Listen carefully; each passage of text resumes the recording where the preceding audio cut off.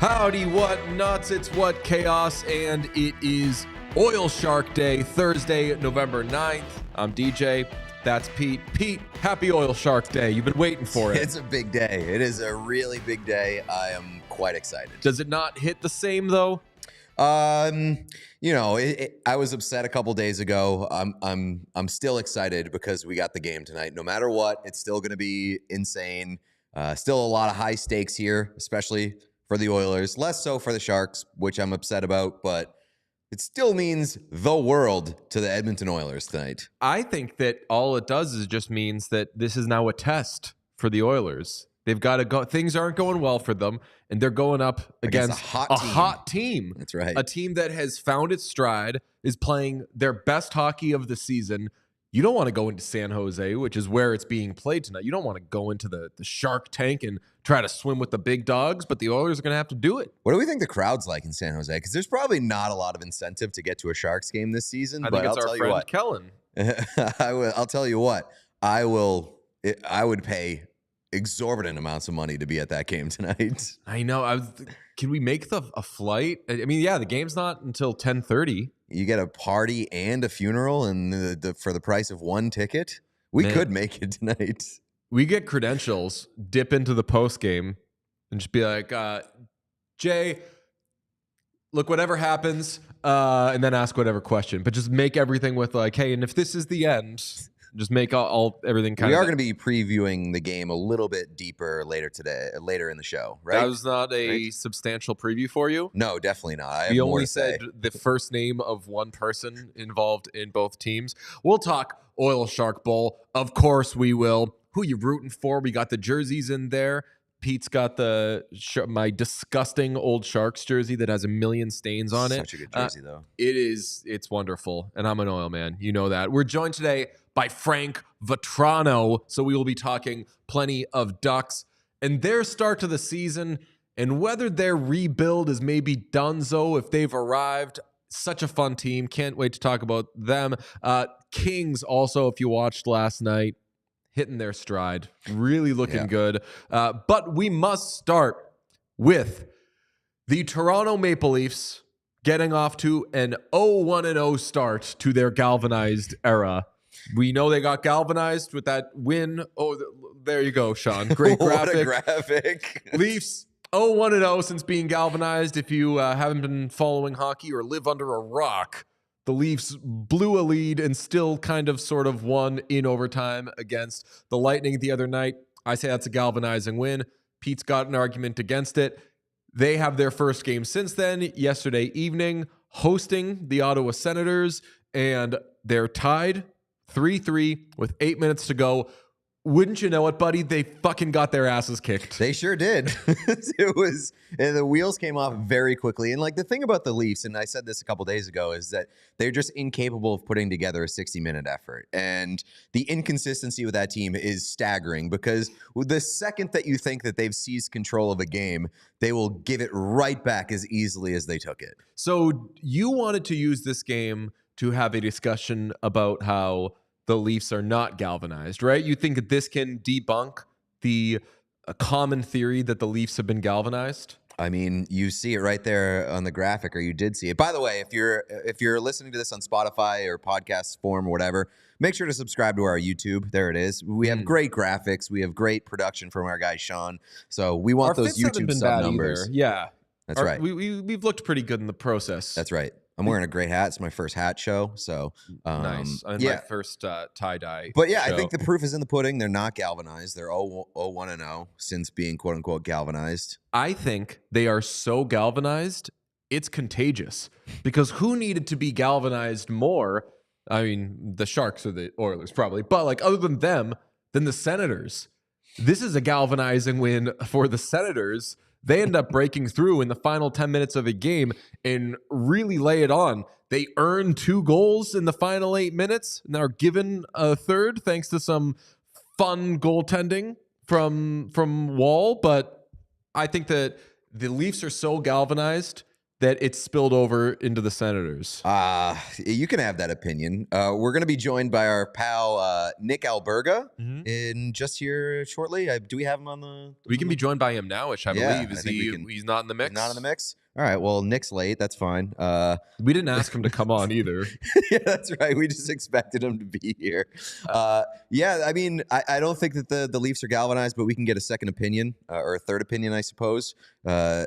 I did see that William Nylander tried to shake things up by taking the train to last night's game. I did not know this. Apparently, this is a common practice for Leafs players because traffic is so bad in downtown Toronto, which I guess I've only ever been walkable to the arena when I've been there, so I haven't noticed like you can't get anywhere. But I saw Andrew Raycroft, formerly of the Toronto Maple Leafs, saying that this was his go-to on weekdays. I like spinning this into Nylander is so sick of Toronto traffic that he is already looking ahead to free agency this summer, which he probably already is because he plays for the Toronto Maple Leafs. Where do hockey players rank, do you think, in the can go out in public and kind of blend in? Because to me, William Nylander doesn't blend into the furniture. And that, like, it looks like an athlete is there because his legs are so fucking big and he's choosing to wear very, very tight pants. And he also plays hockey in Toronto. And I assume that Leafs fans, I would guess that in Toronto, Leafs fans have less comfort walking around the city as most other NHL places. Unless you're like Connor McDavid, of course. I think it goes toughest to blend in basketball because of the height. Hockey player could be number 2 because they have such like they just have huge asses and they like look in shit. They're just like a weird kind of je ne sais quoi about the hockey body. And I think it was Emily Kaplan who did a story on how like they can't buy jeans and it's this whole thing. Football players could just look like really in shape dudes who maybe got a little something to them. You kind of have to be like a specimen to be a football player. And then baseball players, you just feel bad for. You're like, look at that out of shape man.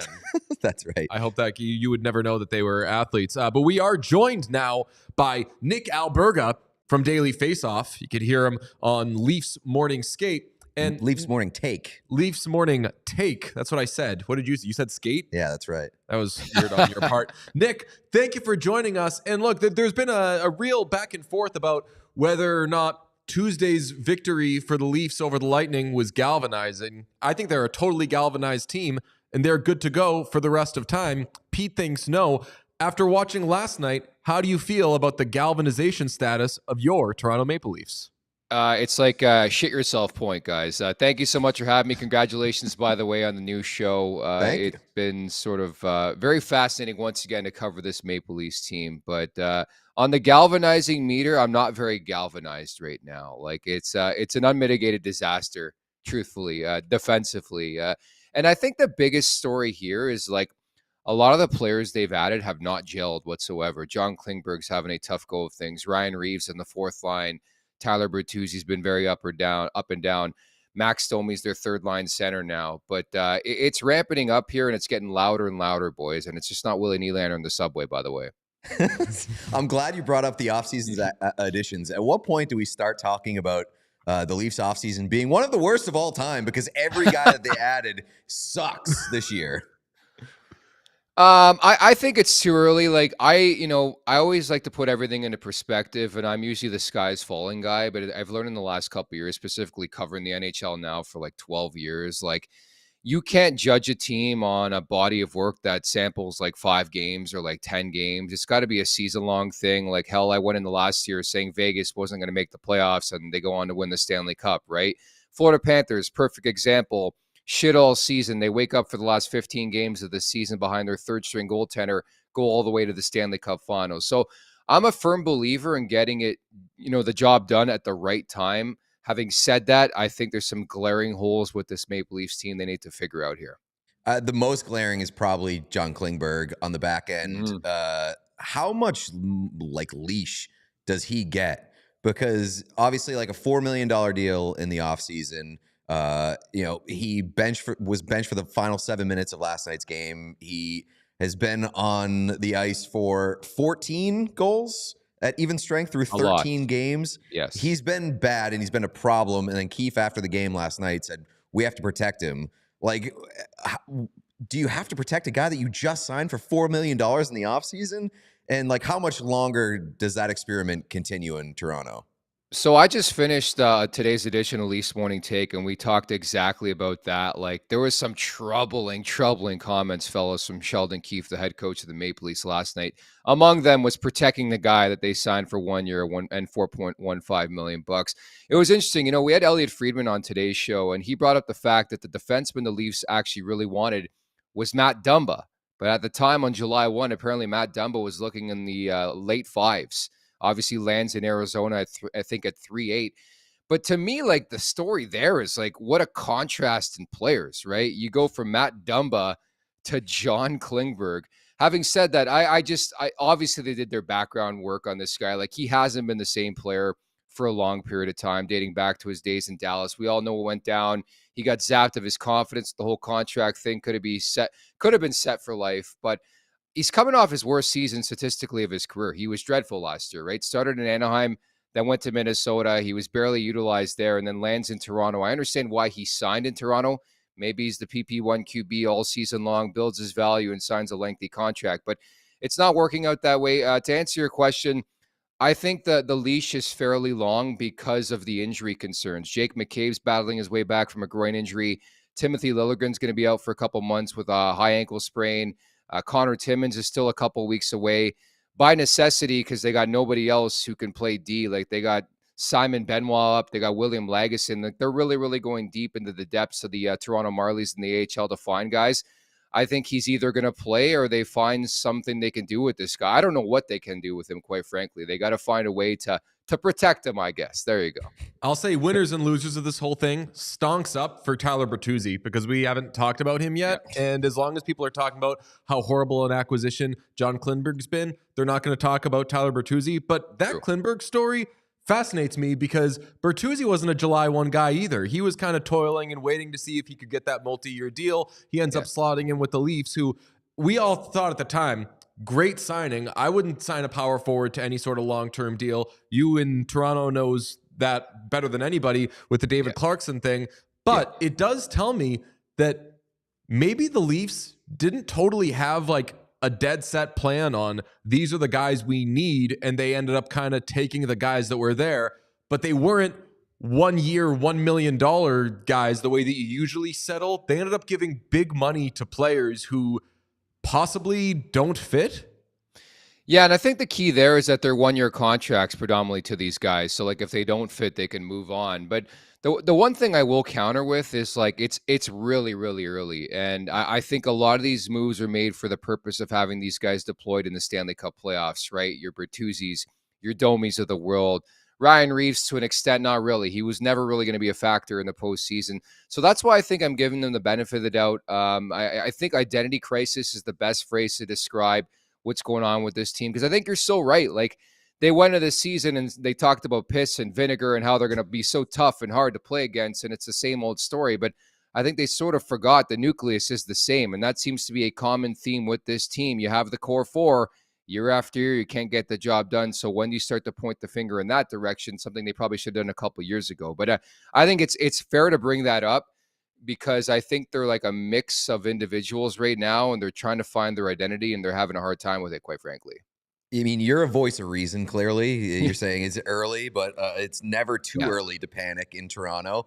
Yeah. So what is the level of panic there right now with that fan base? And second part, I assume that there's anger. Where is the anger being directed? Because the good players are playing really well up front. So normally those are the guys that everybody gets pissed at. I mean, these guys need to play better. So where is the anger directed to right now?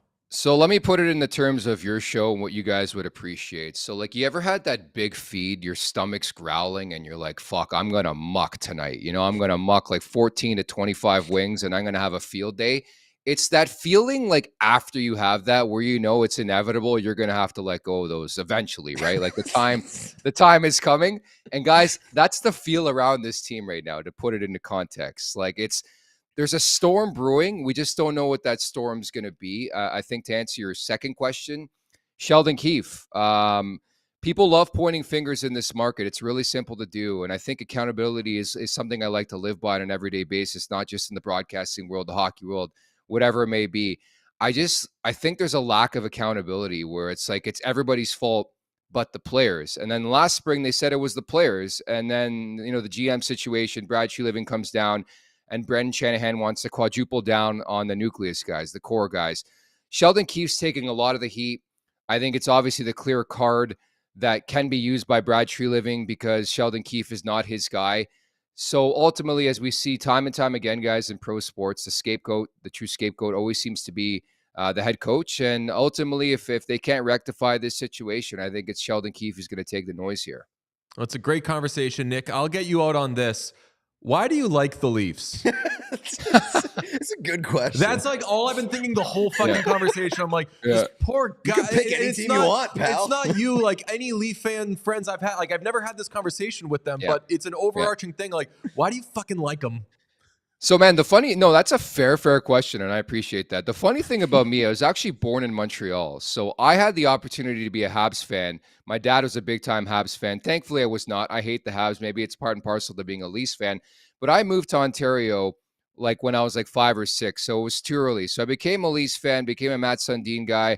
I'll be truthful, around like the collapse there in 2013, they zapped the shit out of me. I was fucking finished, and I've never really fully returned to being a fan. As you guys know, I mean, I've been in broadcasting covering the NHL for 12 years.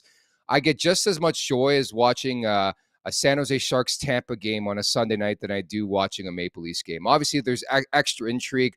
Love working in the market. Love, socializing and talking with fans and talking about the team and then the normal days to day. But it's tough, man. I don't fault anybody if they just want to jump off the ship because, like, it's Toronto sports in general. You just don't, like, you can't, good things do not come to you. Aside from the Toronto Raptors, and we all know what happened. Kawhi Leonard came in. He was the best player in the world at the time, did his thing, and then he fucking left, right? So, and that's the problem with this market. It's like, why can't we just have one good thing, have our fucking parade, stick our middle fingers to the air to the rest of the world and say, hey, we finally did it. But it's never going to happen, is it? I mean, this is probably quite possibly the most depressing end to this interview that I could have imagined, but I thank you so much for it because nothing pleases me more than Toronto misery.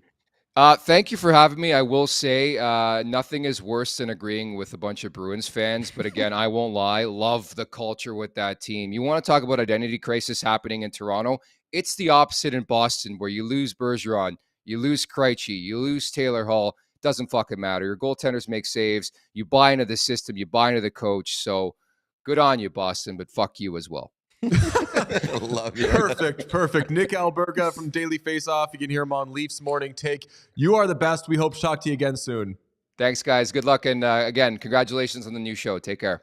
Thank you very much. That's our first live. I was going to say congratulations on being the first like live guest. I really we had to wrap where we wrapped because if we didn't, there were so many follow-ups to the Leafs conversation about and the point he made about the Bruins is right. We haven't really made it yet, even though we had Brad Marchand on the show. Like for all the change that team has undergone, they just have so many fucking lieutenants that if you get rid of the captain.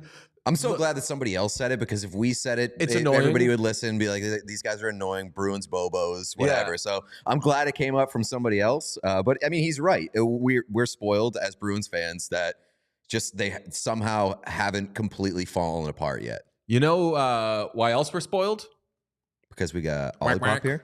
Oh, damn. Okay. No, just because we're Duck boys. We'll talk about Ollie Pop in a second. I mean, outside of the advertisement, I will talk about Ollie Pop anyway. You know that. But we got Frank Vatrano on the show, and it's an opportunity for us to talk about the Ducks and the start they're off to. They're 7-5-0 to begin the season in a playoff position in the West, and you might say it's a little too early to be talking about playoff position, but Sean, we are just a mere 2 weeks. If the Ducks keep going the way that they're going, they're a playoff team, which is so much fucking sooner than we thought this rebuild would be wrapped. They were supposed to get fucking Connor Bedard. If you don't know, they had the best odds in the lottery, didn't get him. They get the second overall pick instead. Kind of not necessarily go off the board, but in opting against Fantilli, kind of turned heads. But look at the start they're off to. Yeah. I mean, I'm not ready to fully buy in to say, like, this is a playoff team. Yeah. But I will say, like, if their goaltending holds up, I'm a little concerned about their back end, what they have on the blue line. But if their goaltending holds up, Pavel Mintyukov has been unbelievable to start the year, electric. But if their goaltending holds up and their defense is as good as it's been, or as palatable as it's been to start the year, like I can see them being a playoff team. Their front end is so fun. And even if they're not a playoff team, Pete, they are already over halfway to their wins. I know. Last year. Yeah, it's insane. They 23 total wins. Sorry, regulation 30 regulation wins. Right. So I think they're over a quarter. They're over a quarter of the way to their win total last year. But obviously they had that big win streak, came to an end. But like, this is still a good team. And I think the most shocking thing for me is that their goaltending is 4th in the NHL right now in terms of collective save percentage. Which, wow.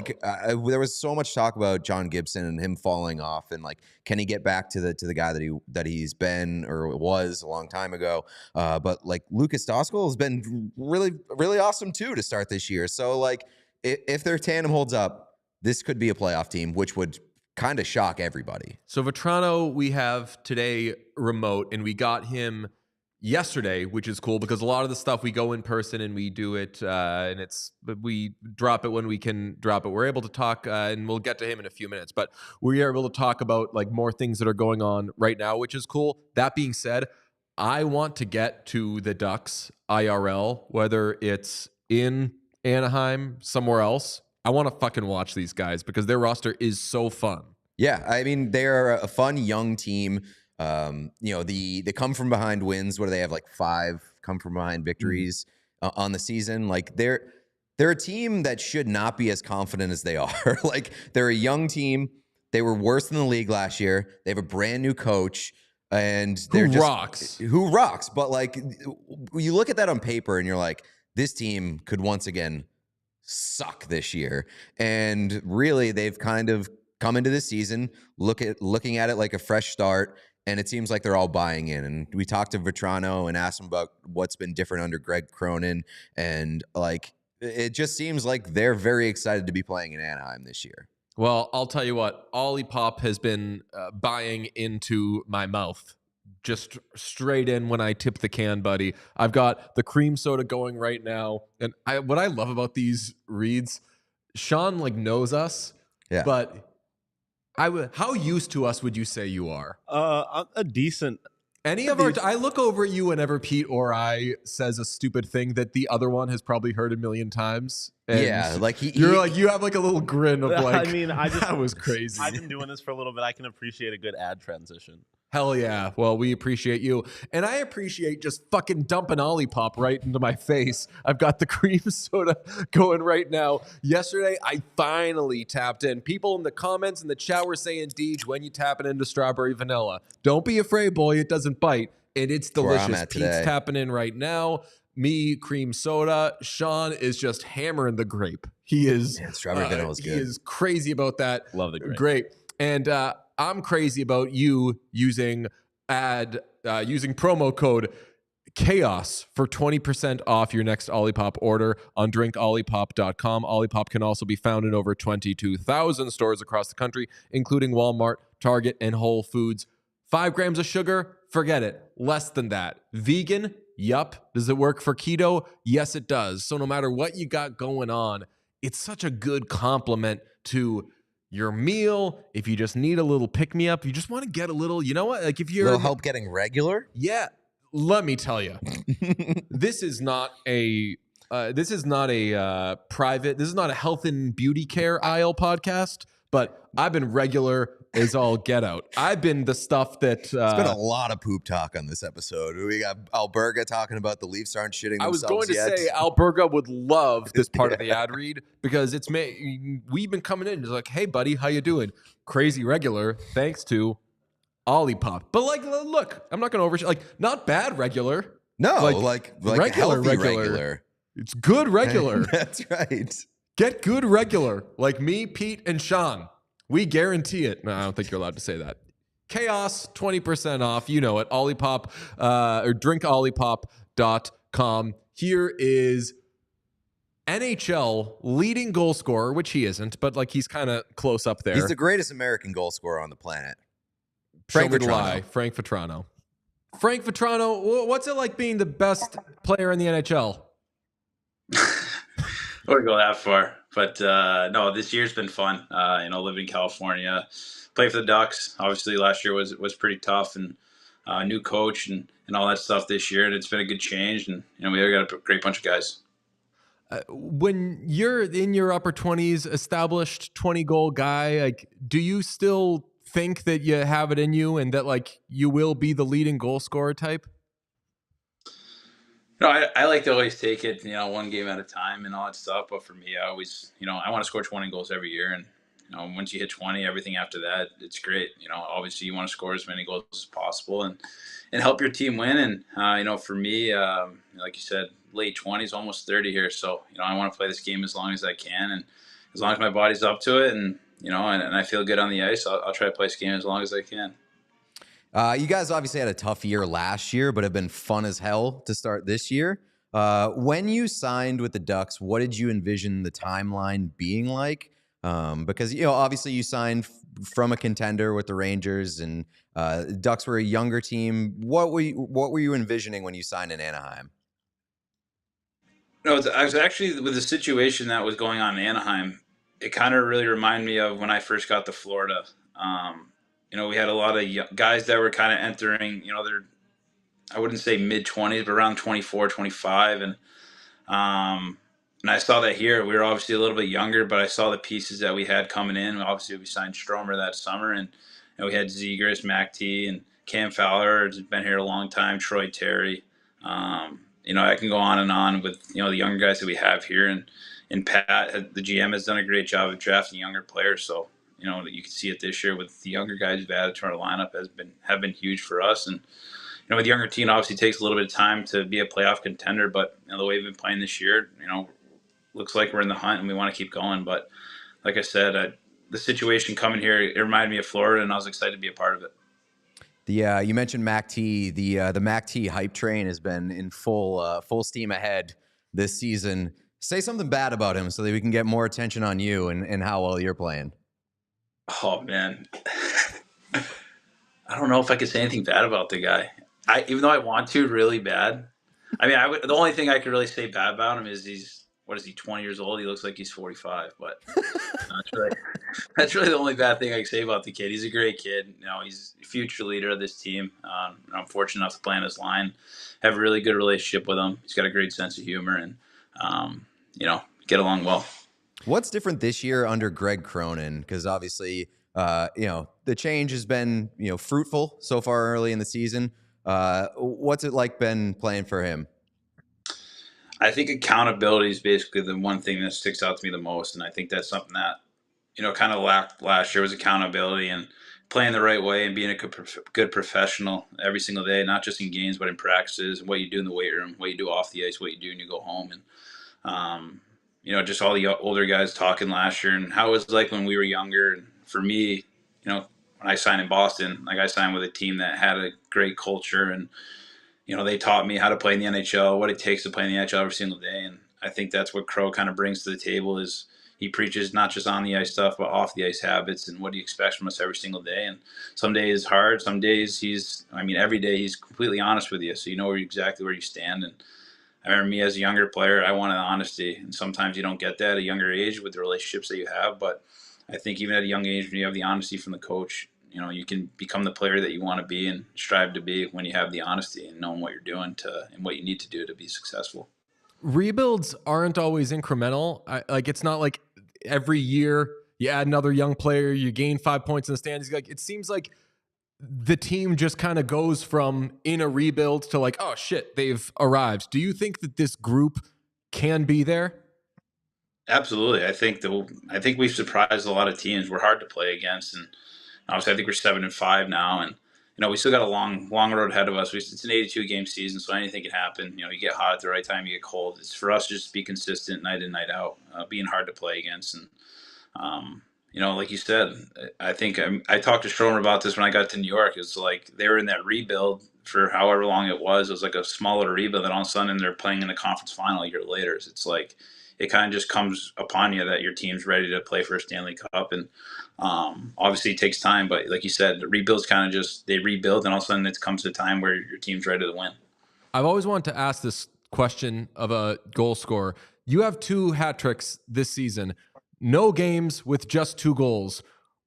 How does your game change, and how does your mindset change once you've scored 2 goals in a game and there's more than like 5 minutes left? Are you like, I gotta fucking score this 3rd one, I'm not passing the puck the rest of the game? What's it like when clearly you're playing well and also like you fucking want a hat trick? I think it comes from your line mates. Like, hey, like you're going to get that next one. And as a goal scorer, if you already have 2, that if you get a scoring chance, it's going to go in. It's just how it's going that night. The puck's following you. You're getting all the good bounces. But yeah, like goal scoring is a funny thing. Like you could feel horrible going into the game, and you can get a goal your first shift of the game, and it's like you have this adrenaline rush that goes to your body, and it's like, why can't I have this every single game? And I think that's been a recipe that players have been looking for their entire career. Why can't I feel like this every game after you score a goal? But no, I mean, I think goal scoring is a weird thing. It comes in bunches. So when you're feeling good and you get one early, it's just kind of like you can't be stopped. When did your shot get awesome? Because I remember even when you came to the NHL, you were a very good college player. I don't get how, and I'm not just blowing smoke, like I don't get how a player with a skill as good as your shot goes undrafted. So was it like a later in life thing, or when did that happen? Believe it or not, like people always ask me, like young kids or even parents, and sometimes even guys that play, like how to like what did you do like working on your shot as a kid? I was like, to be honest with you, like I didn't really shoot pucks as a kid growing up. I was always in the driveway with my brother, and those street hockey balls you buy at the pro shop, like those little hard orange ones, like that's what I use in the driveway. And I think that's what got my shot to where it is, because when you have to shoot some of those balls, actually in New England, when it's hot in the summer, the balls are melting. And then when it's the winter, the balls are super hard. So like you had to change the way you shot the ball. Like for me, I shoot off my toe, and and I snap it. So that's why my wrister's not like Matthews, who pulls and drags, and Bedard, who pulls and drags. For me, I just snap it. So I think shooting street hockey balls is what actually made me get the shot I have now. Fucking America runs on Duncan, man. It's always New England. I got to ask you this question. You've worn a lot of jerseys in your life, in your career. What is your favorite jersey that you've worn so far to this point in your career? Definitely the blue shirt for the New York Rangers. Yeah. I don't think it gets any better than that. Playing at MSG and playing at the most famous arena in the world, like that's playing in the NHL. That's what professional sports is all about. Have you guys ever considered having a players only meeting in Anaheim and being like, we are only wearing the Mighty Duck from this point forward? Because like you might not say it, but I'll say it. Your regular jerseys suck out there. They shouldn't be sand. Who wanted sand? I love the Ducks, but sand shouldn't be in the mix. Yeah, we love the old school logo. I think what they did with the new jerseys this year, bringing back the retro colors and kind of putting a twist on the Mighty Duck head, was really cool. And the guys love wearing the purple. I think we're actually undefeated in the purple, but I'm going to knock on wood. I'm not sure about that. That's what I'm saying, though. Like, have a players only meeting and be like, listen, the results are here. People love these jerseys. We're establishing this as a club. We're only wearing these moving forward. No, they look unbelievable. Even like all the fans and everyone's family, like those jerseys are unbelievable. And I think they're iconic jerseys. It brings me back to my childhood watching the Mighty Ducks movies. So it's really cool to wear them. I was going to ask, did you have one as a kid? Because I'm a little older than you, but everyone my age and everyone around my age either had a Ducks jersey or a Ducks starter jacket. That was like the hot shit. Yeah. That's the 90s for you. That's 90s colors too. The old Ducks colors are like the 90s colors. So my brother used to have, my oldest brother used to have jerseys that used to hang on the ceiling, and he had a Mighty Ducks one in there. And actually, my parents sold their house last year, and he was going through all the old stuff, and he's like, I found an old Anaheim Ducks jersey. So yeah, we had one for sure. So you're saying that our set is like a child's bedroom decorated, Yes. essentially, is what we've done. I don't see a Mighty Ducks jersey in the background. Oh, we have there's District just five 5 Ducks over in the corner. And So. I have like a Team Mussolani bootleg I was gonna wear. On the subject of uniforms, another thing I've always wanted to ask a player, what is it like selling your number to a player? Because you sold or traded 72 to Sergei Bobrovsky when he joined Florida. And I have a lot of questions off this, but just tell me what that process was like. Yeah, I remember when I knew we were going to sign. Not knew we were going to sign him, but I knew we had a chance to sign him. I got a call. This is when Chris Pronger was working for the Panthers at the time. He called me. I was on the golf course, and he's like, "Hey, like we just signed Bob." I was like, "Oh, that's awesome. That's great news." He's like, "Hey, like, do you mind giving up 72?" I was like, "Well, yeah, obviously you can have it." Like, I have no affection to the number at all. It's the number I came with. Obviously, I like it, but definitely, I'll definitely switch. And I kind of put out a tweet joking around, like 72s all years. A Rolex would be nice, and then. Fast forward to October.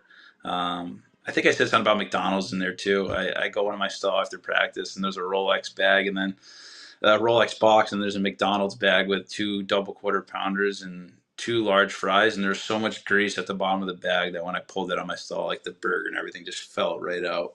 But it's definitely a good gift. He's a great guy. He didn't have to do that at all, but I was happy to give it up. It must suck though, because like say you did care about 72, and I figured that maybe you didn't have too close of a tie to 72.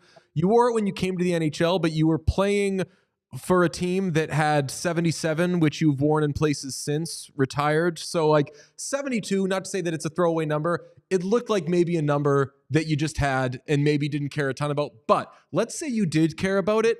You're in such a tough spot as the new teammate of a guy to like hold it over and drive a hard bargain, because then you're being a shit teammate. But on the other hand, the guy that you're giving the number to just signed for $10 million a year. Even if you wanted, you couldn't have like really driven a hard bargain, right? I wasn't going to bargain regardless. That he has way more games played than me, and he's making a lot more money than me. So, hey, the number's all yours. Was there a guy early in your career when you were playing, like whether it's development program, young, like junior Bruins, whatever, and it could be a future NHL or it could be somebody who didn't make it. Like, was there somebody in that group that you were like, fuck, we're all going to be really good, but this, whether it's Seth Jones, whomever, like is a fucking beast? That's such a tough question. Like you said, I played development for Oregon. I think out of our 6D, I think all 6 of them are playing in the NHL. So I think one that sticks out to me is a guy that kind of flew under the radar I grew up with him my entire life, is Matt Grizzlick. He was my roommate at the program. And I just remember when I think we were roommates at the time, and all those central scouting lists came out, and he was never on them. He was always undersized. And I remember, we were in the car and his dad called him, who works at the Garden Still. He's the best. Yeah. He called Matt. I was like, hey, like I was talking to Swedes the other day at the rink. He's like, they would love to draft you, if you're around, and like whatever. I think they didn't have I think they picked Subi that year, but Grizzly would have been, I think they didn't have another pick to like the 3rd round or something. And Grizzly, like, yeah, my dad just called me. It was like, hey, like the Bruins said to like draft me like 3rd round. I was like, yeah, okay, like they'll draft me. And then draft comes around, he's not on any list or anything like that. And then what do you know? 3rd round comes around, and Boston picks Matt Grizzly like in the 3rd round. And I knew it my entire life. He was always undersized, but he'd play in the NHL. Like the way he skates, the way he competes, he's got one of the best sticks of any defenseman I've ever played against. So, for him, a guy who was undersized and always overlooked, to make a career he's made is unbelievable. It came out last week in a report that the NHL is considering the World Cup of Hockey in 2025. Some are saying right now that you're the greatest American goal scorer alive. Of your generation, even. That's right. Do you have an eye on that? Is that something that you would be interested in, is playing for USA, especially when it's an in-season tournament? At least that's the report and the rumor. Yeah, absolutely. I think anytime you can play, for your country, it's an honor, and especially the way the world. I don't remember what year it was, whenever the last World Cup of hockey was, but that was a blast to watch. It was great to watch that, and like I said, I wouldn't. We got some good American goal scorers ahead of me, so we got a lot of guys ahead of me. People are saying. For me, I'm just if I could, whatever role I could be on that team, it'd obviously be an honor to play on that team, but. Like I said, I don't want to look too far ahead. And if my number gets called to be on that team, then I'd love to be a part of it if that team win. Do you still get a lot of pizza questions? All the time. Really? I'm not even going to ask a pizza question. I'm just going to, I'll set you up to say, what's the pizza like out there? And by the way, for listeners, his family owns a pizza shop. Talk about it all the time. The pizza in California it's not great. It's not great. Why? They don't have the traditional New York style here. There's a couple, but it's nothing like back home. You can go anywhere in Boston or even New England. You can go to a hole, usually the hole in the walls are the best place, but you can go to a little, I don't know. 7-Eleven's got great pizza in New England, so you know what I mean? So, yeah, I think in New England you can go anywhere and get a good piece of pizza. Here, it's you have to track them down and find it. What do you think is the best chain pizza? Because around Massachusetts, I know you're Western Mass. We there was Papagino's everywhere. Obviously, there's Domino's everywhere. LeBron's got Blaze now. What do you think is the best chain pizza? You ever heard of Jets Pizza? No. Jets? So Jets is a Midwest kind of chain, and some of the teams have it on the road. It's awesome. It's the best chain pizza going. Interesting. I'll be fucking. Would you say the pizza thing is the most Italian thing about you, or is there a secret this guy is the most Italian guy in the world? No, I would say it's pretty. My Italian kid from New England, parents own a pizza shop. I don't think he gets more Italian than that. I'll tell you what gets more Italian than that. 100 goals, and it's what you're on pace for, Frank Vatrano. We wish you all the luck the rest of the season. I don't know if you're on pace for 100 goals, but it would be very neat. Thank you, my friend. Hey, thanks for having me, guys. I appreciate it.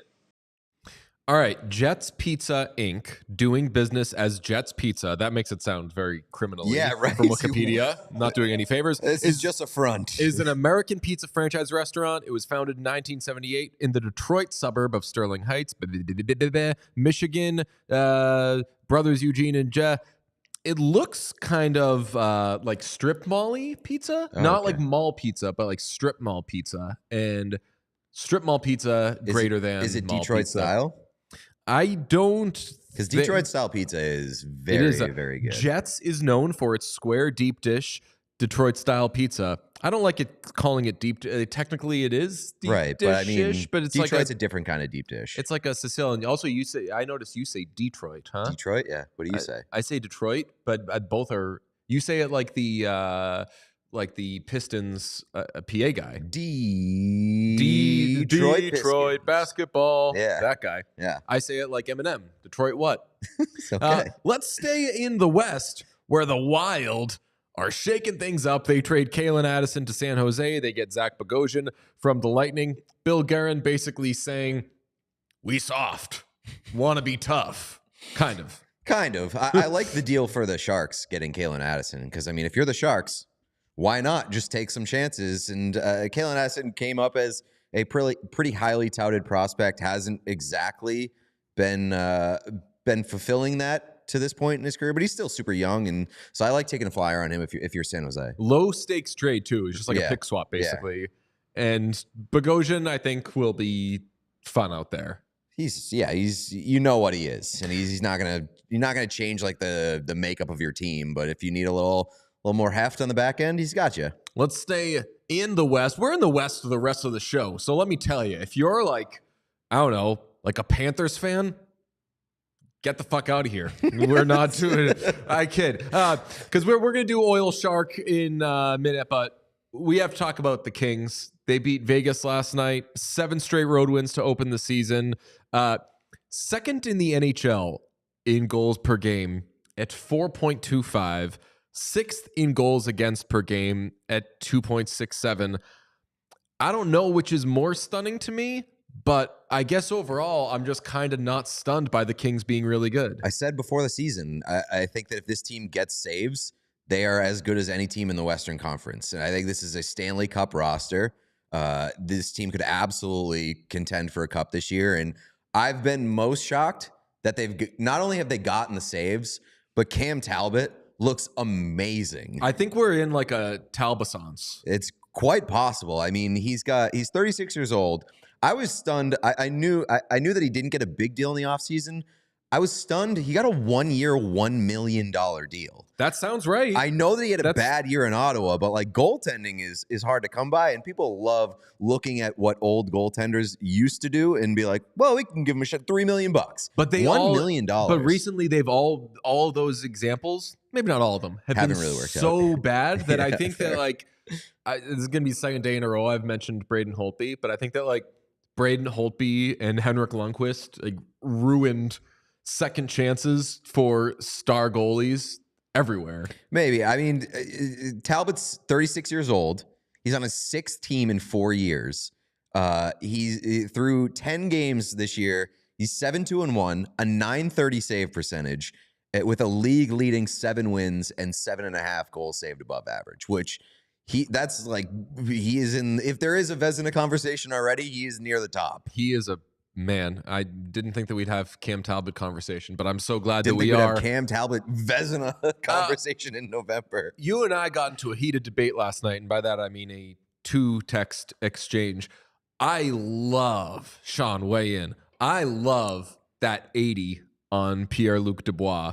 I think that for where he is in his career, maybe a little, I don't want to say like lost is overstating it, but just like 80 on a Kings jersey. It might not be overstating it. 80 on a Kings jersey.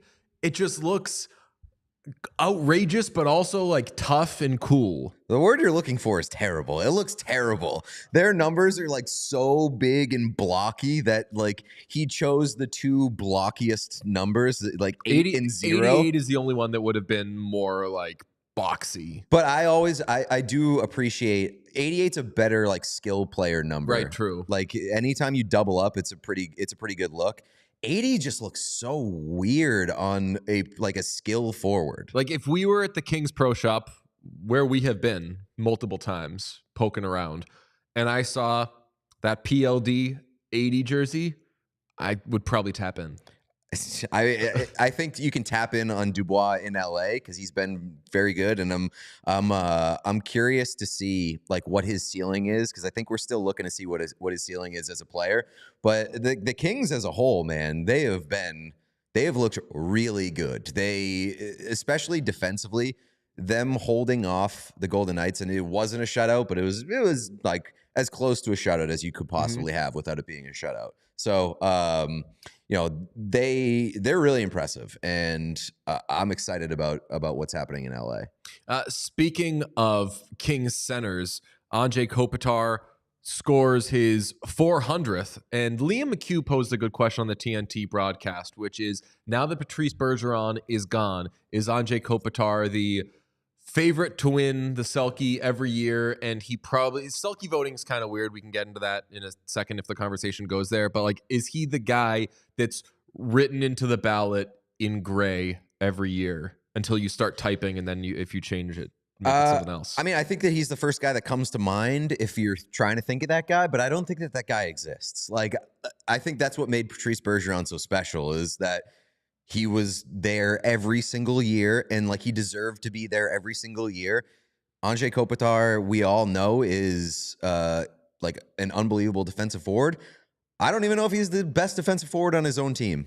Philip Deneau is an unreal two-way forward. He also, and then now I'm getting like very PHWA in the weeds. Like one of the years that Kopitar won it, he absolutely should not have. I think it was his first year. You should have won. Like, and he took it over Bergeron. Right, like Bergeron had, and it seemed like fatigue. And there have been years where Bergeron won it, where it could have been somebody else, but that was one where it was like, oh wait, holy. I feel like shit, no? with a lot of these defensive awards, like the Selke and with Norris, sometimes it just comes down to like, it's next guy time. up. Yeah, it's this person's time.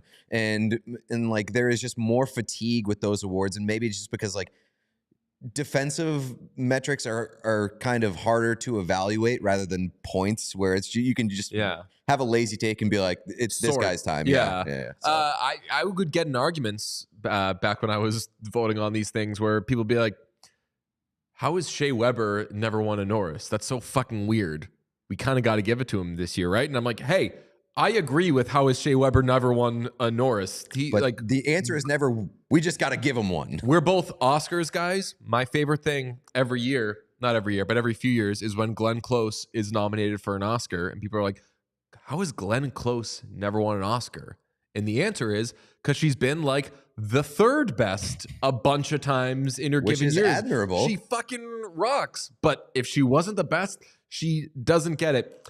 I will say, I think the answer to is Kopitar that guy? Yeah, for some of the reasons that you were hitting on of like, it's tougher to figure out who the guy is. And the way that the Selke voting has been, it's always like someone's turn to win it for a bunch of years in a row. You had Brindamore won back-to-back. Then the next 3 in a row were Pavel Datsyuk. I think Bob Gainey won the first 4 straight. So I think it's honestly like every few years, hockey writers settle on like, this guy's sick, right? All right, so we'll just keep giving it to him. I'd hope that whether it's Couturier or other guys, like if there's repeat ones, it isn't just Kopitar all the time. But I do love Kopitar. He fucking rocks, as do the Kings. So we think that we're seeing them further down the road. Well, it depends on the goaltending. I think that the conversation hinges on whether you think Talbot's his revival is for real and sustainable, and if not, like where are they getting their saves from? Okay, OilShark Bowl is tonight. We have been previewing it and generating AI images. That one from Pete, very good. There's also, if you go on our socials, we did some more team name mashups because Sean noted OilShark goes extremely hard for a team name. So we mashed up a bunch of team names, generated AI stuff. It's on our Instagram, I believe, but you could find it wherever you find our shit. Meant to get in before the week was out. If you're not subscribed to our stuff, and I don't want to just keep hammering like, please subscribe. We've been able to get some awesome guests on this show. And in the early going, some of them were by using connections.